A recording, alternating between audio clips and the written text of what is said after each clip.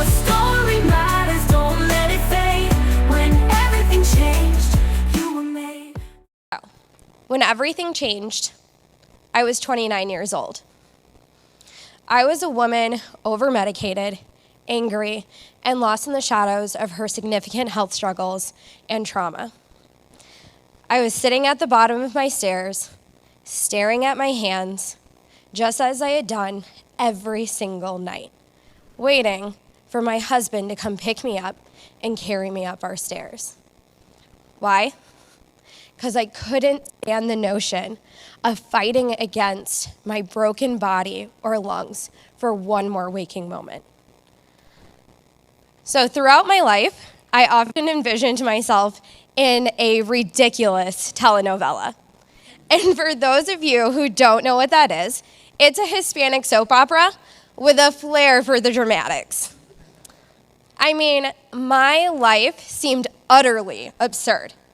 Between my 4'0" father deciding that he wanted to be the next Pablo Escobar, it didn't work out for him, I promise, to the constant physical and emotional abuse that he put us through, to never quite finding the right pastimes for myself in the forms of partying and drinking and drugs, to always ending up in the hospital.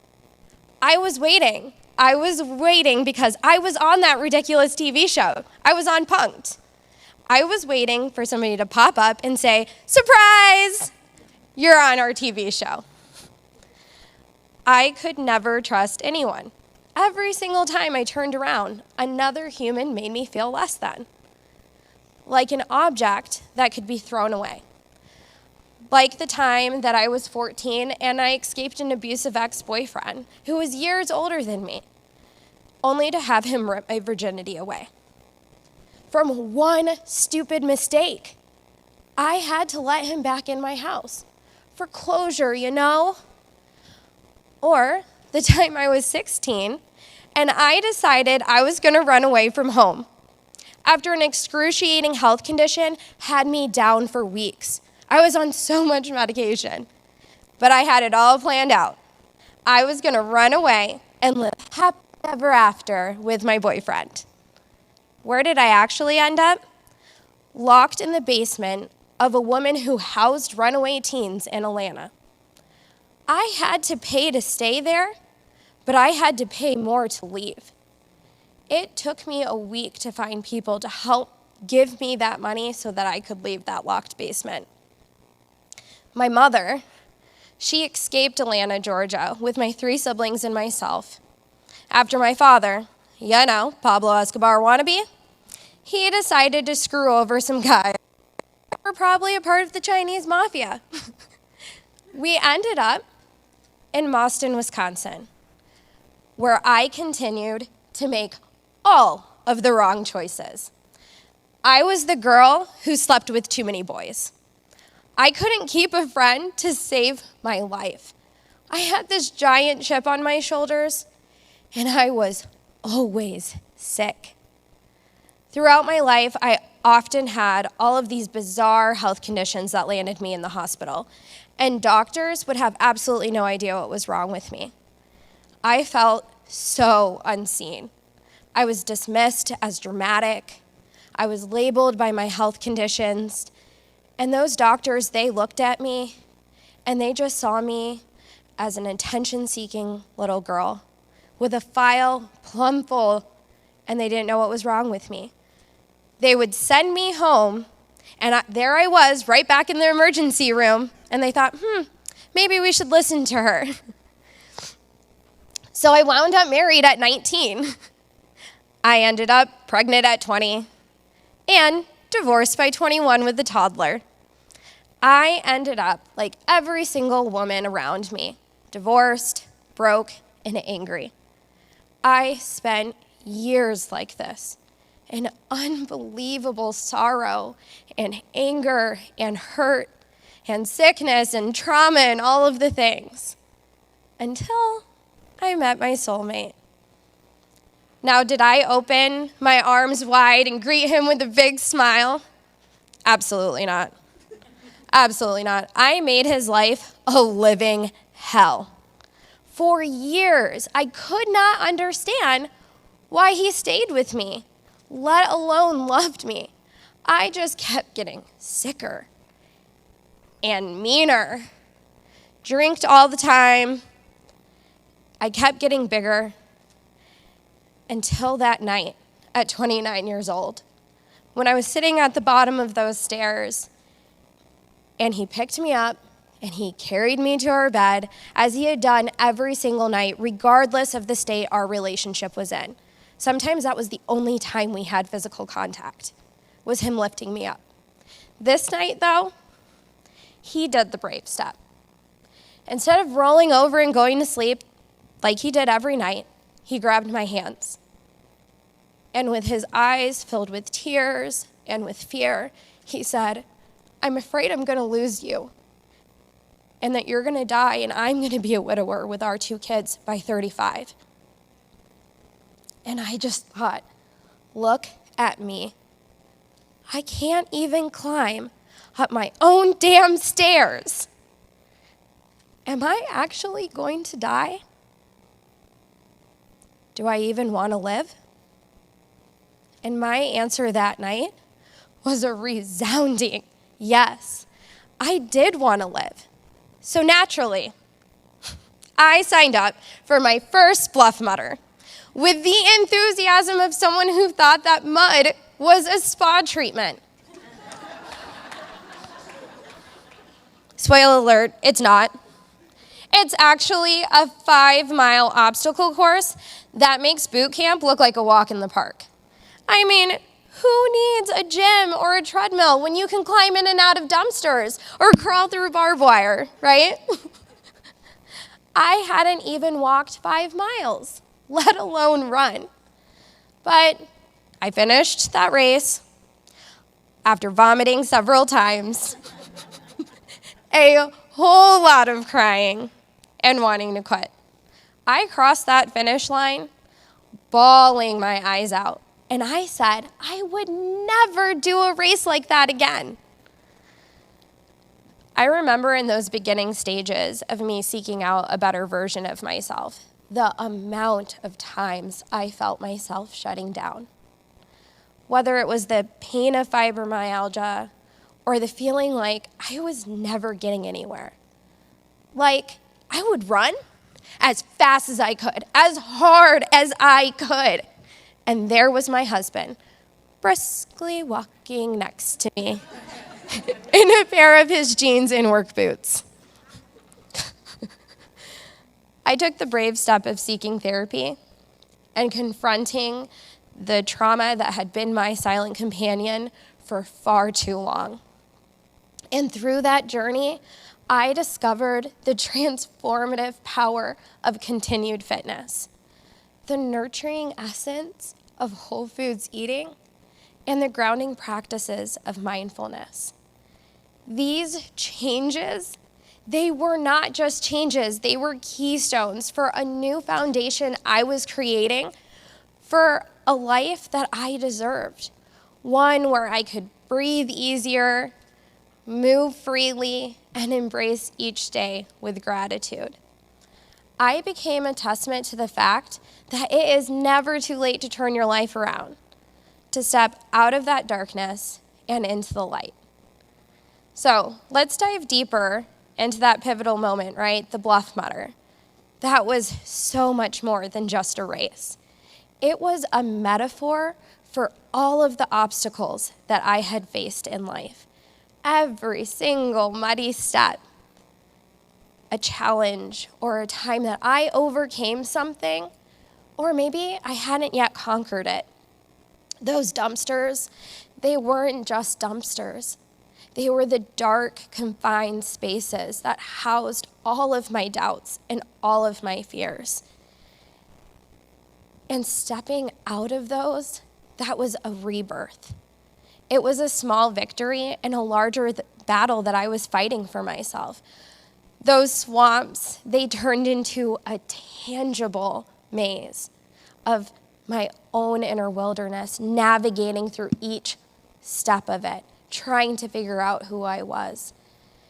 And the barbed wire, that was my physical and emotional pain that I had to learn how to maneuver around, protecting and healing myself in the process.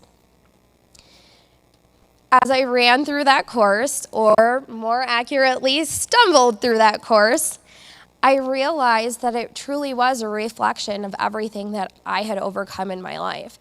The vomiting, that wasn't just vomiting or a physical reaction. That was the purging of years of built-up anguish. And crying, that was the release of a lifetime of pent-up emotions. Holding on to my husband as I crossed that finish line, that wasn't just for physical support. It was a profound thank you for being my rock when everything else felt like quicksand. My journey through physical fitness, it was so much more than just physical fitness. Every single run, every single workout, it was a time to reflect, to meditate on how far I've come and where I needed to go. Whole foods eating, it wasn't just about what I put in my body. It was about understanding that what I put in my body was a direct reflection of the way that I felt about it. It was about honoring myself. And meditation, that just wasn't a practice. It was that daily reminder to live every single day being kind to myself and being kind to others and knowing that I could have joy and that I could have health and that I could forgive myself. So, am I telling you guys to go sign up for a Bluff Mutter? Am I telling you that if you do a crazy 5-mile race that your entire life is going to change and that everything is going to be amazing? No. Am I telling you to run? No. Work out, do whatever? It's so much more than that. So as we look around the room and through these last couple of days, we've seen these incredible and beautiful women. And we often hear the adage that comparison is the thief of joy, right? We all intricately understand what that means, but we don't delve into the practicality of why that takes our joy. And it's really simple and basic. Each and every one of us was uniquely designed and created. Each one of us has our own ability to do things and needs. So what works for one person may not work for you and may not be right for you. Do you ever wonder why we're inundated all the time in social media about how amazing the keto diet is? How incredible it is to go on that carnivore diet. I swear you never have to eat that broccoli again, right? Why some people do lose the weight. Why some people are so much healthier because they are a carnivore or a vegetarian or whatever it looks like. Why that woman next to you can eat that salad and feel so satiated. And you're over here feeling you're about to die. I can't eat broccoli even if it's covered in chocolate cake, right? And here's the reason why. In 2024, one of the biggest things that we have gotten away from as a society is remembering who we are and where we came from. We live in America, and it's freaking amazing. We get the diversity, the culture. We get to be inundated with so much. But sometimes we lose sight of that. We eat the Chinese food. We eat the Mexican food, the Italian food, and we wonder why we don't feel super great. It's because our bodies were never meant to eat some of those things. Now, am I telling you not to eat that Chinese food? No, girl, eat the Chinese food. But can you have it every single day? Can you constantly shift and change your diet? Maybe not. Maybe that's not what you need. Maybe that salad that's super healthy for your friend is the thing that your body actually can't have. Because where did you come from? Where did your ancestors come from? Did they have access to spinach, to broccoli? Did they have access to jasmine rice or jalapenos and red peppers? Or did they only have access to certain meats and certain nuts and foods? And once you realize that it's about so much more than what amount you're putting on your plate or what works for that person and why you can't release that weight that you're trying to, or why you don't feel better, why doesn't that autoimmune go away? You've been killing yourself. You have done every single thing that somebody else has told you has worked for them or who has worked for others. And so meditation, journaling, going to therapy, all of these things have to be your journey. You have to figure out what works better for you. Journaling for some women, that's a trauma response. They don't feel safe journaling because every time they put their deepest, darkest feelings, somebody found it. And you wonder why all of these people tell you that that's supposed to be what heals you. No, girlfriend, figure out a different way. Do you need to record yourself talking? Do you need to take a walk in nature?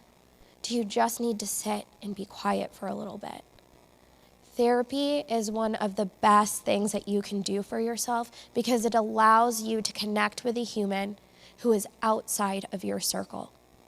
Someone who can look at you, who has that intricate knowledge to say, hey, maybe it's not you. Maybe it's what happened to you, and here's how we're going to change it.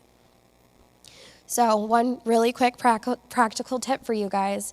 If you want to know what your body needs, start writing down what you consume every day and start looking at how you're feeling.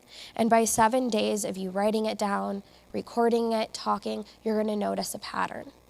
You're going to notice the moments that you feel like the best version of yourself, and in the moments that you don't quite understand why you're feeling that way.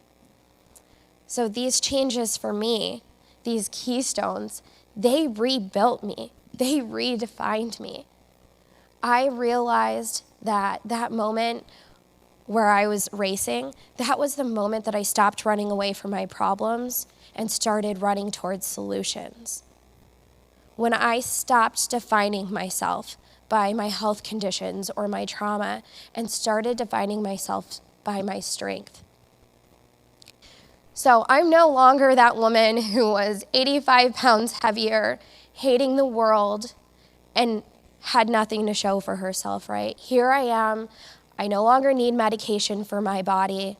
I no longer have fibromyalgia. I no longer have asthma. I don't have to take medication for my heart, but that's my journey. And I know that there are so many people out there who have that same kind of story, but just a little bit different. And I don't say this to say, look at me. I say this to say, look at you. Look at what you can do with your life. Look at how worthy you are and how beautiful you are and how much more you have. So if I can leave you with one thing, it's this. It's that no matter who you are, where you are, how far you have to go, a life of wellness, of vitality, it's there for you. All you have to do is take that first step. Keep moving forward until you too cross your finish line. Your story matters.